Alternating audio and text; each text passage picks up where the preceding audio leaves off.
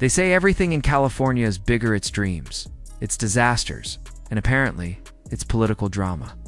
The state that gave the world Hollywood blockbusters is now watching a real-life political sequel unfold. And this time, the script pits the Governator himself against the sleek, media-polished face of modern progressivism. Arnold Schwarzenegger versus Gavin Newsom. One built his empire through muscle and grit. The other through charm and perfectly combed ambition. And when Arnold dropped the political dumbbell straight on Newsom's head, California felt the tremor from Sacramento to Santa Monica. Arnold didn't just criticize. Newsom, he detonated a political grenade in the middle of the state's shiny, self-congratulatory political arena. His target? Newsom's push to weaken California's independent redistricting commission, a system designed to keep politicians from drawing their own electoral maps. For Arnold, it wasn't just bad policy. It was a betrayal of democracy itself. In a single interview, the former governor cut through the usual jargon with his trademark bluntness, accusing Newsom and his allies of using fighting Trump as an excuse to grab more power for themselves. Two wrongs don't make a right, Arnold warned, his Austrian accent cutting through the noise like a saw through steel. Too many, it felt like déjà vu.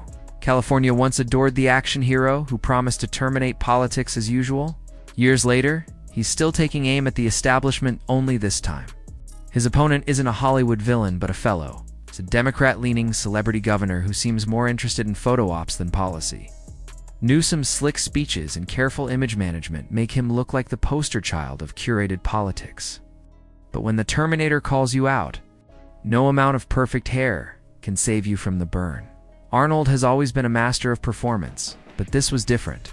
There was a sharp edge behind his humor, a sense of betrayal in his voice.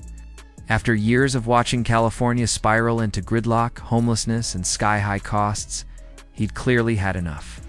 He spoke with the conviction of a man who'd lived through the chaos of governance, not just the performance of it. When asked whether he believed Newsom's excuses, he didn't hesitate. "Of course not," he snapped. "They're not interested in giving power to the people. They want to take it away." That line hit like a cinematic punch. Suddenly, the headlines weren't about policy, they were about pride. The Terminator versus the technocrat. The man of iron versus the man of image. And while Newsom tried to brush it off with diplomatic smiles, the internet lit up faster than a Malibu wildfire. Twitter, or rather, X, became a virtual battleground. Some praised Arnold for speaking the truth, while others accused him of chasing the spotlight again. But deep down, Californians knew what he said wasn't wrong. The state that once symbolized innovation and freedom now feels like a malfunctioning utopia, polished on the outside. It's crumbling underneath. Arnold's critique wasn't random. Gerrymandering isn't exactly sexy political material, but it's crucial. By redrawing districts, politicians can practically choose their voters, tilting elections before a single ballot is cast. Arnold's point was brutally simple. If Democrats justify corruption because Republicans did it first, democracy becomes theater. And who better than a Hollywood icon to know when the acting's gotten bad? It doesn't make sense, Arnold said, to fight for democracy by dismantling it. Meanwhile, Gavin Newsom, the polished performer, continued to deflect with his usual talking. Points about defending democracy and protecting California values, but his tone was defensive, his words rehearsed. You could almost see the discomfort behind his grin. Getting roasted by Schwarzenegger isn't like facing a journalist. It's like being outperformed by your own franchise's original star. Arnold's voice carried something no PR firm could manufacture: authentic frustration. He reminisced about his own time in office, when he worked with Democrats and Republicans alike. "I never saw them as the enemy," he said. "We made progress by working together." It was a subtle jab, but a powerful one. In a time when California politics feels more polarized than ever, Arnold sounded almost nostalgic for an era when leadership wasn't about branding, but results. The contrast between the two couldn't be clearer. Newsom looks like a leader. Arnold acts like one. Newsom tweets about innovation. Arnold still believes in action. When Arnold says we need to fix California, it doesn't sound like a soundbite hit, it sounds like a mission. And Californians, weary of speeches and slogans, can't help but nod in agreement. Of course, Arnold isn't blind to his own legacy.